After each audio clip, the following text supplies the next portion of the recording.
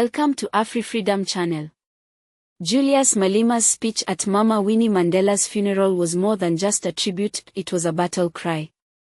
With no fear in his voice, Malema called out the very institutions that tried to erase her legacy. In a room... Mama, some of those who sold out to the regime are here.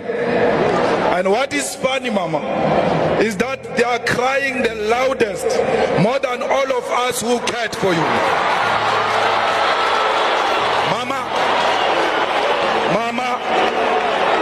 the UDF cabal is here. The cabal that rejected you and disowned you and sent you to the brutal apartheid regime is here.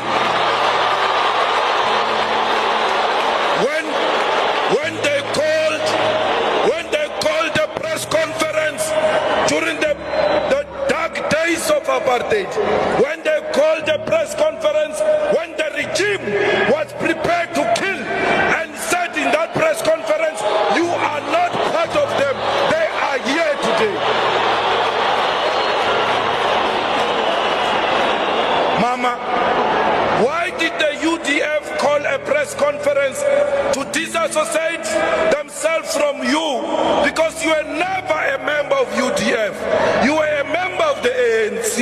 You were the only one who was pronouncing ANC in the 80s.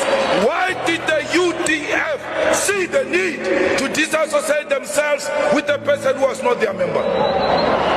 Mama, you never told me how we must treat them when they come here. I'm waiting for a signal, Mama,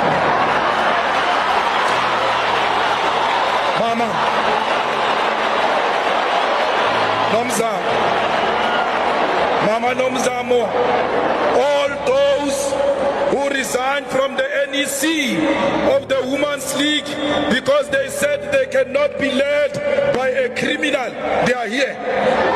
Some of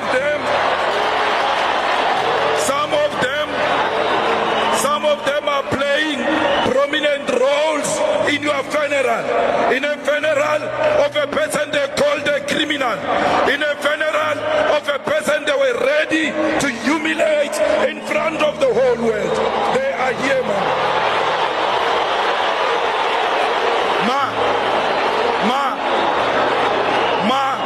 I'm waiting for a signal on how we should treat them.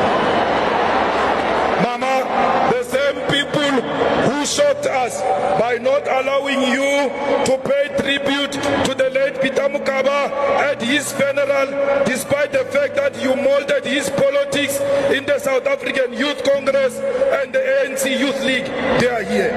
They prevented you from addressing Peter Mukaba's funeral, despite the fact that you were the president of the Women's League and the Women's League was on the program. And our cries as the youth activists for you to speak fell on deaf ears. Life is so unfair, because we see these people amongst us here today. We don't know what to do because we don't want to be accused of being insensitive and disrespecting your dignified funeral. We mention some of these few incidences just to make them aware. We mention these few incidences, just to make them aware that we know what they did to you. They must never think we've forgotten what they did to you. We see you in your beautiful suits, betrayals, sellouts. We see you.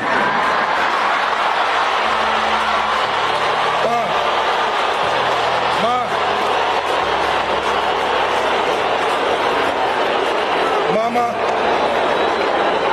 the widows of Marikana are still in tears.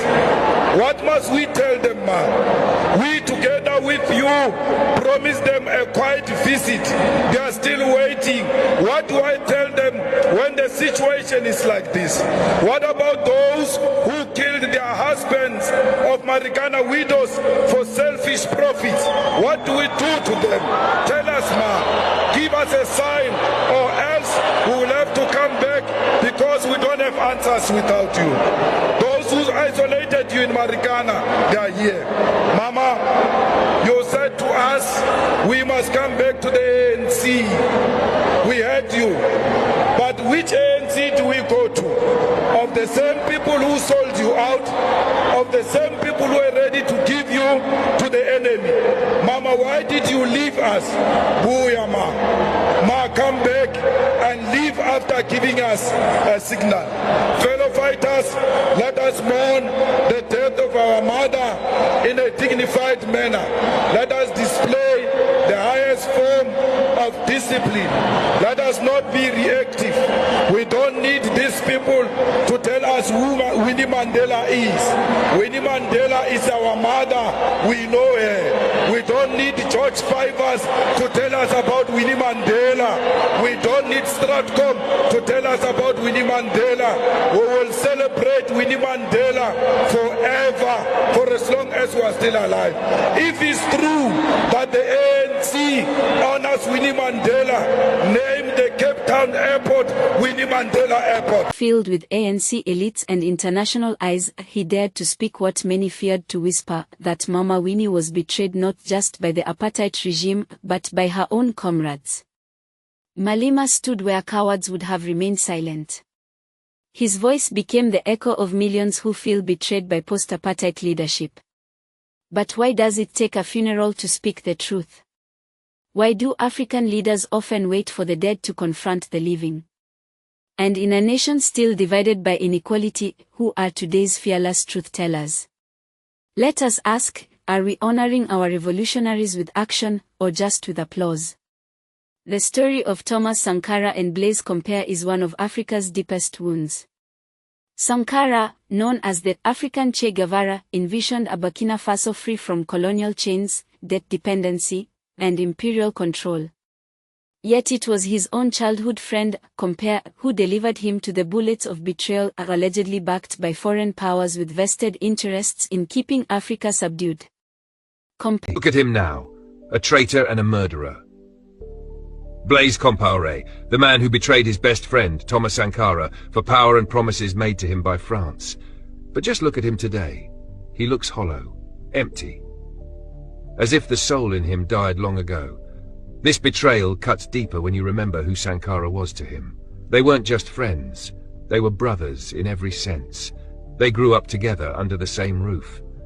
When Compaoré lost his father as a boy, it was Thomas Sankara's father who stepped in and raised him like his own son. These two were inseparable. They shared meals, traveled the world together, whispered their dreams to each other. Sankara trusted Compaoré blindly. So much so that when his bodyguards discovered Compaoré's plan to stage a coup and asked for permission to arrest him, Sankara refused. He said he would never betray a friend. If Compaoré wanted to take power through a coup, so be it.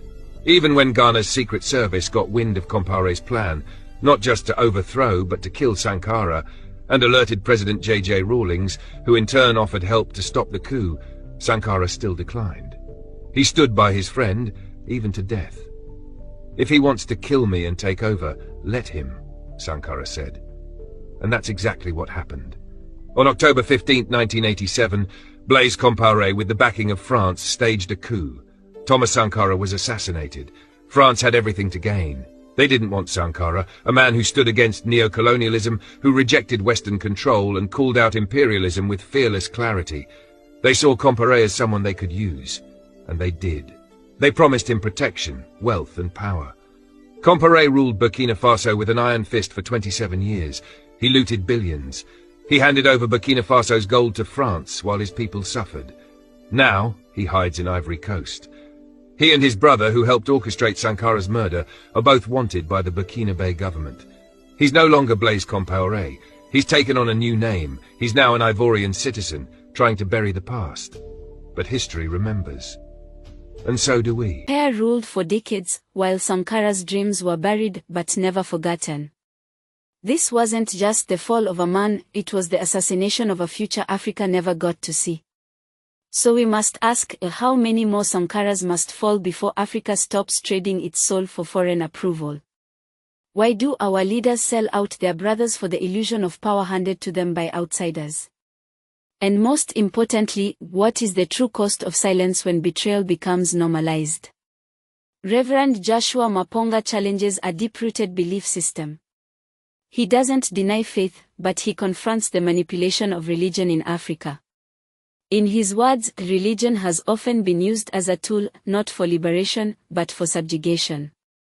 I think all religions, be it Christianity, be it Islam, the whole pilgrimage story to Mecca is not meant for anything else except just to focus the Muslim mind to the black stone and leave everything else behind and walk around as a group and do some chants around the group. For the moment, you are not yourself. Yes. You are a group of an army that is fighting the wars of Allah.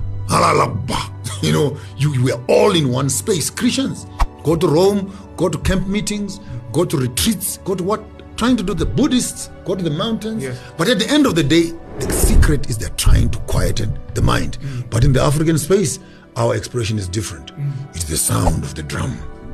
It is the dance. It is the stomping of the ground. It is the sweat.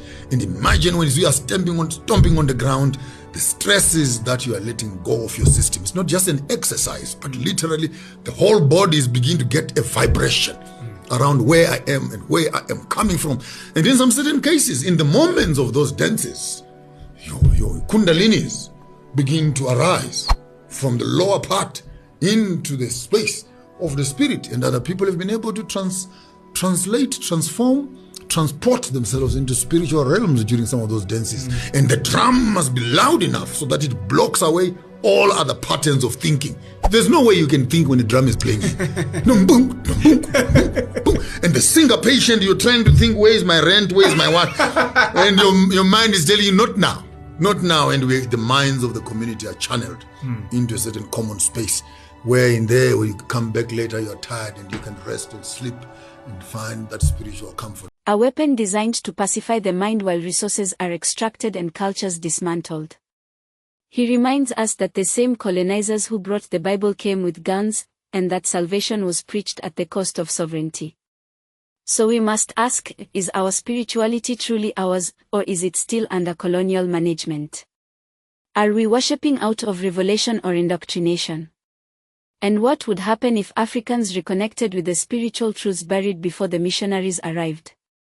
Religion should be a source of awakening, not a method of control. So where do we draw the line between faith and mental colonization? Across history, betrayal has worn familiar faces.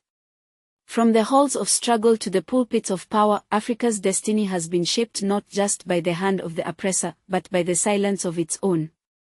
Julius Malema's defiance, Sankara's martyrdom, and Maponga's wisdom all echo one call: Africa must remember, rethink, and reclaim. So we ask you, our viewers, which of these truths stirred you the most? And what role will you play in Africa's reawakening? Drop your thoughts in the comments. Engage. Speak. Reflect. Let your voice become part of the movement. Because here at AfriFreedom Channel, we don't just tell stories, we spark revolutions. Stay bold. Stay conscious. And never stop believing in the power of an awakened Africa.